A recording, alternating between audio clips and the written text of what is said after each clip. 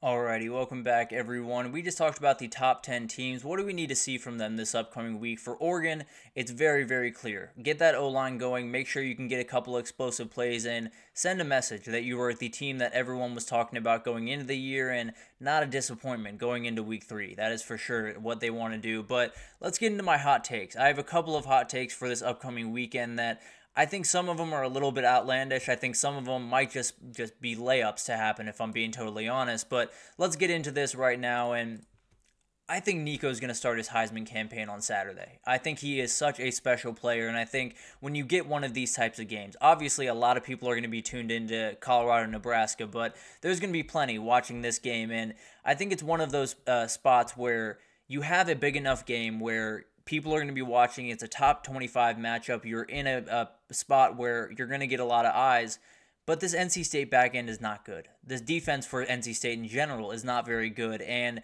you have a play caller in Josh Heupel that knows how to take advantage of that. And we saw what Josh Heupel can do with Hendon Hooker. A poorly kept secret is Nico is better than Hendon Hooker. He can rip the ball all over the field, has all the confidence in the world, and fits this offense about as well as any other quarterback in the country fits their offense. Just period, end of story. He does everything the exact way that Josh Heupel wants him to do it. So I think he's going to be able to take advantage of that NC State back end. I think he's going to be able to do some really remarkable things this weekend. And then we might just be talking about this kid as possibly winning the Heisman in his very first year starting. So a very talented kid, and I think this weekend might just be kind of a start of a big-time story in college football this upcoming year. Oklahoma, I think, is going to be battling Houston this upcoming weekend, and this one is a little bit crazy, but it's kind of that college football craziness pick. We talked about this throughout the week, but Houston was downright terrible a week ago against UNLV. Oklahoma rolled over Temple. At some point, they're going to find their center. Obviously, Oklahoma is a much better team than Houston is and definitely has much more talent. But at the end of the day, I do think this is a game that they could cause problems. Donovan Smith is one of those guys that kind of an oxymoron type of player where one game it's absolutely terrible, the other game he looks like a first-round prospect. So maybe this is that game. Maybe Oklahoma, although they're favored by 29 points, it did start a little bit higher, so maybe people are buying into what I'm saying. But at the end of the day, I do think this is going to be a relatively close game when we get to the fourth quarter. I tend to believe Oklahoma will likely pull away from there, but as of right now, I think Oklahoma might just have a chance to get a little bit of a scare on Saturday at the very least.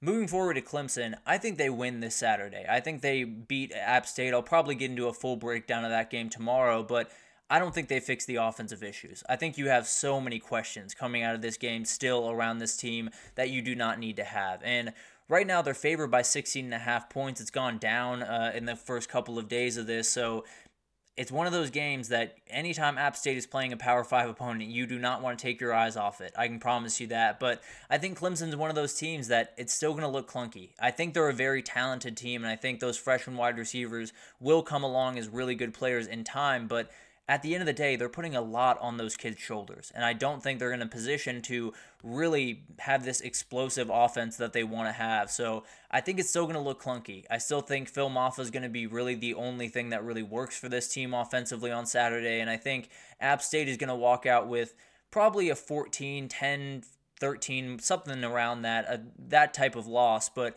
at the end of the day, I think Clemson's going to be walking out thinking, we still don't have an offense. We still don't have what we need on the offensive side of the ball to be able to compete in the ACC, and they could find it, but this weekend is definitely going to be a very interesting one for Clemson in the long run of the ACC race. Byron Brown, I think, is going to give the Tide just a little bit of a scare this weekend. And I know this one sounds a little bit crazy because when you go back to what happened last year, you have to assume that Jalen Milroe, Jahad Campbell, Deontay Lawson, all those players that were on last year's team, especially Jalen Milroe because he didn't get the chance to play in it, want to come back and prove a point. I feel really, really confident, and that's the way that they're looking at this game. But at the end of the day, I'm kind of picking with my heart here. Byron Brown is one of the most talented players in the entire country. He can do stuff on the football field that is mind-boggling, if I'm being totally honest. But I think it's one of those things that Kane Womack loves to come with blitzes. He loves to be very aggressive, and Byron Brown is one of those guys that if you leave him any gap in that blitz, he can step right through it and go for 30 yards. So it's one of those things where you have the ability to possibly make some of those pretty mundane plays if you're USF and still have a big-time success rate against this Alabama defense. And on the other side, you have really good wide receivers, very speedy guys. Sean Atkins is a guy that very confident, very comfortable in this offense. If you can get the ball out quickly, maybe Bama rush off or pass rush and all of those different things that can really affect you don't get there quite as quickly, and you can keep them off balance. And then you're going to have to get some pretty spectacular plays from Byron Brown. I can be pretty comfortable saying that, but at the end of the day, I do think he's one of those players that can totally change a game, and even in Tuscaloosa, Alabama, might be able to make a little bit of noise this upcoming weekend and cause Tide fans just a little bit of worry. Absolutely love this kid, and I think that game, although it was a very close one and maybe Alabama's coming in with a little bit more energy this time around, I still think USF has enough players to make this one just a little bit of a scare for the Tide before they likely pull away in the fourth quarter. I want to talk about T-Mac here for a second because this Arizona offense is just absolutely incredible, and I think he might just continue his record-setting pace this upcoming weekend. They have Northern Arizona. It should not be an issue by any means, but T-Mac is the only player that they like on this team apparently at the wide receiver position because he had 304 yards receiving on Saturday. The next leading guy had 29 yards, and it was Quali Conley, a running back. So they don't like any other receivers. Noah Fafita wants to throw the ball in one direction, and that is to T-Mac every single time. So I do think this is going to be one of those games where you're likely going to be able to take advantage of this team every which way from Tuesday. I think McMillan is one of those players that it doesn't matter who's on him. He's going to dominate you, but especially against some Northern Arizona guys, I think it's going to look pretty ugly, and he might just be in store for another 200-yard game this upcoming weekend. I think Texas Tech might just be playing in their second overtime game in 2 weeks. We saw last week what happened against Abilene Christian where, frankly, they escaped with a win. They likely should have lost that game, but a dropped touchdown kind of kept them alive. But they have Wazoo this weekend, and it's a good Wazoo team. It's a team that, although a lot of things were changing over there, they kept a lot of really talented players on that team. They have John Metter, who's running that offense, very confident and comfortable. Kyle Williams is a problem on the outside for Washington State, really good player. Josh Kelly actually on Texas Tech right now, playing his old team, a little bit of a revenge game for that guy. But overall, it's a very, very fun game, and it's one of those games that you're looking at and you probably expect Texas Tech to be favored in this one, but they're not. Washington State is favored by 2.5, and I think we're going to see a really fun one. I think it's going to get up and down. I think we're going to see a lot of points. I think this one is going to go to overtime. It's going to be absolutely crazy. I likely will break this one down in a little bit more detail tomorrow, but this is one of those where I don't think Texas Tech can stop anyone. I think they're going to have to score about 50, 40 points a game to be able to even remotely compete in the Big 12. And then Wazoo gave up 30 points to Portland State last week. So I tend to believe this is going to be a little bit of a battle. It's going to be really, really fun to watch this one. And although it's at 10 p.m., I might just be up late watching this one along with that Oregon-Boise State game. Cannot wait for those two matchups. And I think we're going to get another overtime game, and Texas Tech's players are going to be just dog tired at the end of this one. I can promise you that. But the other thing I want to talk about is DJ Lagway. He is officially going to start this Saturday for Florida after Graham Mertz is still in concussion protocol. And frankly, this is a prediction I don't love making because Graham Mertz is hurt, and that's the reason that DJ Lagway is starting. But I don't think he's giving this job back. I think he's playing Samford this weekend, obviously, and that's going to give him a good ramp. There's no doubt about that. He's going to be in a really, really good place this upcoming weekend and be able to really take advantage of a lower-level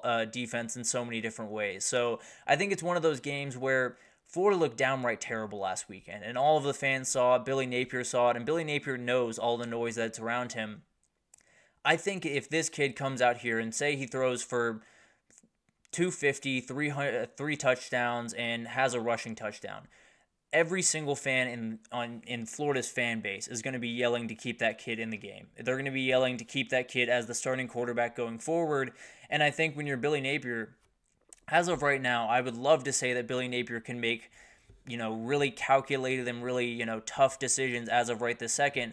You kind of just got to throw stuff at the wall. You kind of just have to make sure that you're exhausting all of the possibilities of what this team can be this upcoming year before you walk off into the sunset. So if that means DJ Lagway starting, so be it. If that means changing play callers, so be it. Whatever it looks like, Billy Napier is now in survival mode. And I think the biggest way to possibly get save yourself in some ways is put that kid on the field. Show the fan base that there is a bright future after this year. There is a kid that is going to come back and be really talented. And then maybe you can, assert the idea that if Napier leaves, then Lagway leaves, and you have this weird conversation. So I think right now, Billy Napier in Florida are just looking for answers. I think those fans are looking for a reason to be excited.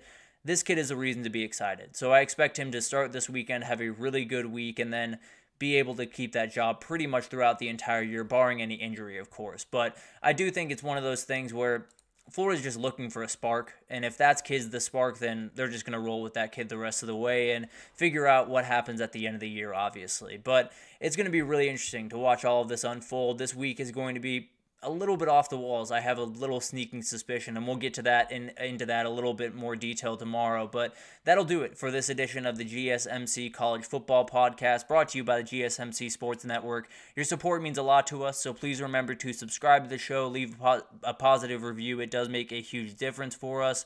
Also, follow us on Facebook, Twitter, TikTok, Instagram, all of the social pages for all of the content and updates you could possibly need. But thank you once again for listening, and I will see you guys tomorrow.